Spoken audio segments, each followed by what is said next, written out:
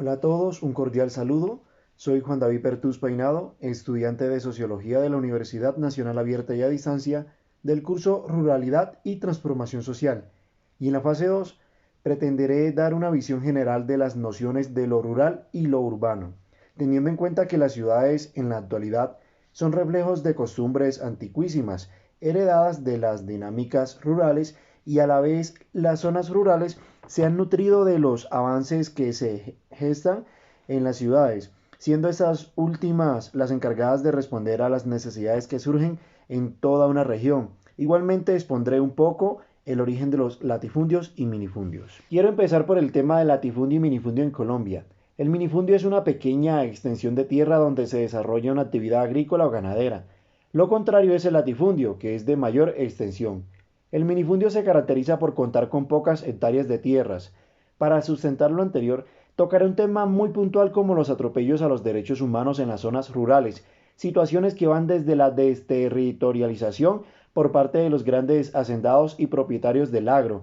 Es por eso que en la actualidad aproximadamente el 0.4% de los propietarios de tierras tienen casi la mitad de la tierra cultivable en Colombia y la pobreza llega aproximadamente hasta un 45%, es decir, la mitad de los campesinos están en la miseria. El campo colombiano se encuentra inundado por el latifundio y la miseria.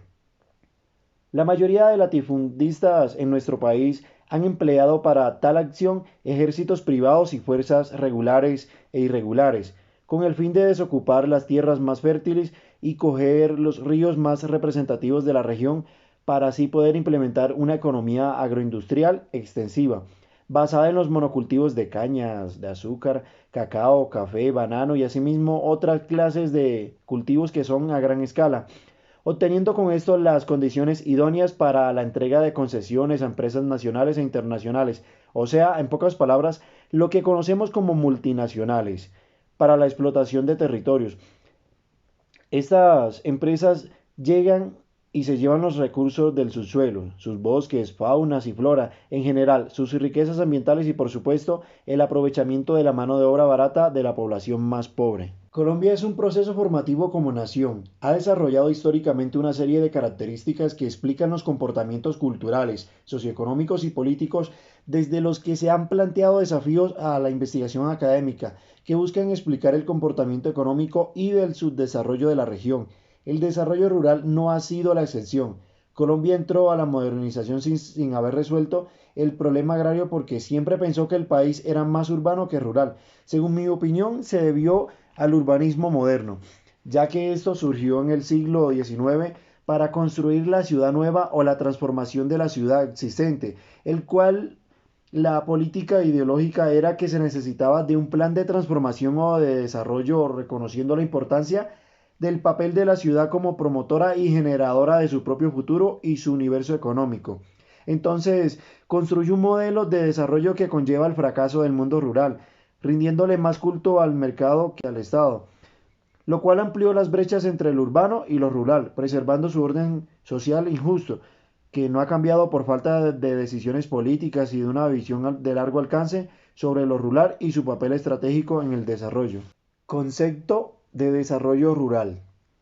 El medio rural es uno de los elementos fundamentales en la vertebración social y económica de Extremadura. Además, es el soporte físico de un extenso y variado patrimonio natural y cultural que representa hoy uno de nuestros grandes valores, siendo la base de muchas actividades económicas que generan importantes niveles de empleo y renta. Básicamente, entendemos como desarrollo rural al proceso de crecimiento y revitalización equilibrado, integrado y autosostenible destinado a mejorar las condiciones de vida de la población local a través de cuatro dimensiones que son económica, sociocultural, político, administrativo y medioambiental. Sus objetivos son la mejora de la calidad de vida de sus habitantes a través del incremento de los niveles de renta, la mejora en las condiciones de vida, de trabajo y la conservación del medio ambiente y el uso sostenible de los recursos naturales para seguir proporcionando servicios de producción ambientales y culturales. Este proceso de desarrollo debe ser endógeno, es decir, nacido y adecuado a la especificidad local y autogestionado, por ejemplo, planificando, ejecutando y administrando por los propios sujetos del desarrollo. Ahora voy a hablar de los aspectos históricos en la ruralidad. Los modelos económicos posteriores al capitalismo arremeten contra los latifundios, no por el monopolio de la tierra en manos de particulares, sino por el interés de crear nuevas formas de producción de capital ajenas a la producción agrícola, costumbres que se originaron en las mismas maneras de producción que entrarían a reemplazar la transición al capitalismo, como en el caso de la colonia. Fueron los grupos dominantes tradicionales los que se beneficiaron de este naciente desarrollo tecnológico y capitalista. A ellos se añadieron los intereses de compañías imperialistas, especialmente las inglesas, como en el caso del tabaco después de 1858. La ocupación española en América se caracterizó por su carácter urbano, de tipo mediterráneo, como se ha visto en el afán de una recompensa entre los conquistadores, multiplicaba los centros en ramificaciones que iban extendiéndose al paso de la hueste conquistadora. En cierto modo, las querellas internas dentro de la hueste y sobre todo la insatisfacción de algunos conquistadores eran los propulsores del afán de nuevas fundaciones. Un fenómeno posterior a la parcelación fue el de la venta de las pequeñas parcelas. Luego de la prohibición de los decenios del 20 y 30 del siglo XIX, los pequeños propietarios, ante la dificultad para mantener las tierras y frente a las tentadoras ofertas de personajes ricos, cedieron sus títulos de propiedad, sumándose y convirtiéndose en nuevas haciendas, lo cual fortaleció aún más los latifundios e hizo que desapareciera de nuevo la tentativa de una distribución proporcional de tierras entre quienes las trabajaban. La primera mitad del siglo XX, el problema se ha constituido en un enfrentamiento entre colonos y comunidades indígenas por la explotación de la tierra, ya que los colonos con técnicas propias de explotación y extrañas a la zona colonizada han venido afectando los modos de vivir de los grupos indígenas de las zonas en conflicto, por ejemplo, con la ganadería extensiva. Al deforestar se limitan las zonas de caza y recolección de los grupos indígenas, reduciendo a estos últimos a las zonas de resguardo y reservas legalmente constituidas. Desarrollo rural en los años 70.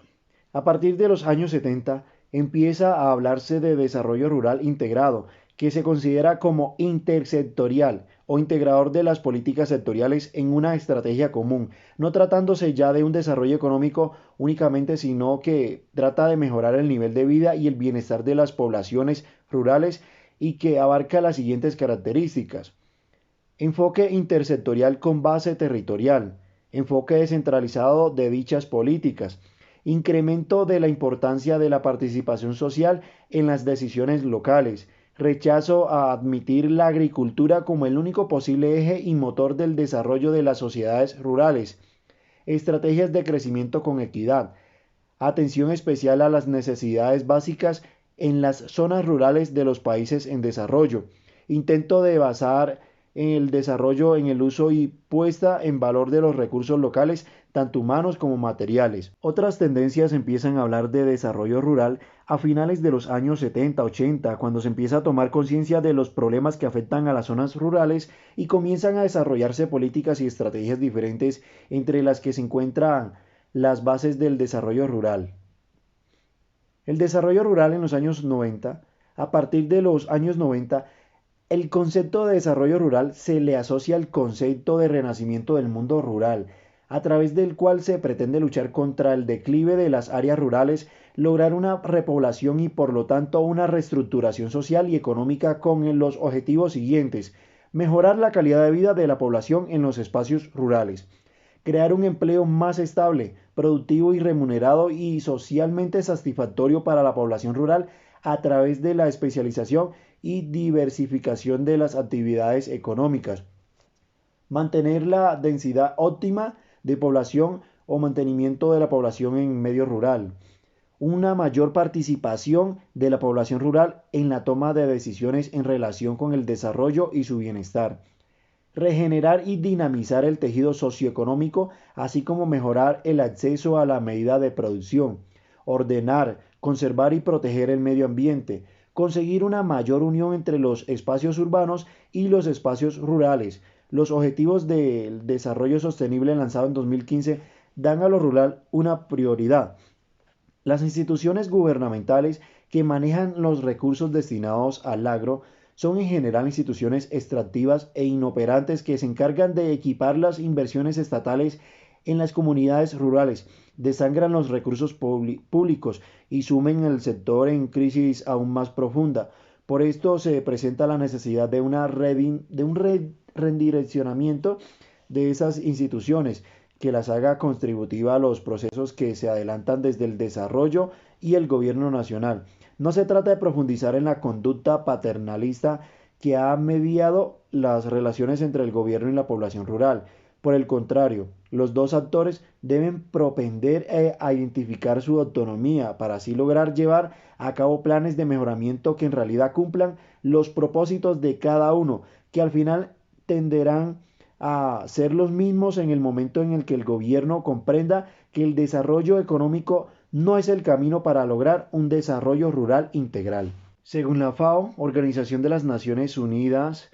para la Alimentación y la Agricultura, en 2015 casi el 80% de las personas extremadamente pobres viven en áreas rurales, donde la mayoría dependen de la agricultura, que además es el mayor empleador en el mundo. Además, indica que el crecimiento agrícola en las economías agrarias y de bajos ingresos es al menos 2 veces más eficaz que el crecimiento en otros sectores para la reducción del hambre y la pobreza. La Agenda 2000 contribuyó al diseño de políticas y estrategias de mejora de las condiciones de vida y de trabajo en las zonas rurales, a través de un enfoque territorial frente al enfoque sectorial, que había sido el que había predominado hasta entonces. El Informe Mundial de 2015 de las Naciones Unidas sobre los Objetivos del Desarrollo del Milenio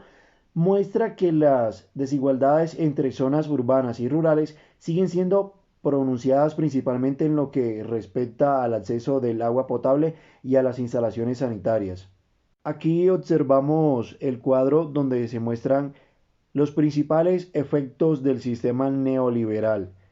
que es la desaceleración del crecimiento del valor de la producción agropecuaria, la caída de la participación del sector agropecuario en el PIB, al pasar del 25% en los 70 al 18% en 1998, la reducción de áreas cultivadas, especialmente de café y de los cultivos transitorios, la caída de los precios internacionales, el deterioro de la balanza comercial agropecuaria, el incremento de la pobreza rural y de la concentración de los ingresos rurales y de la propiedad de la tierra. Esto es todo por el momento y espero de que les haya gustado todas las explicaciones.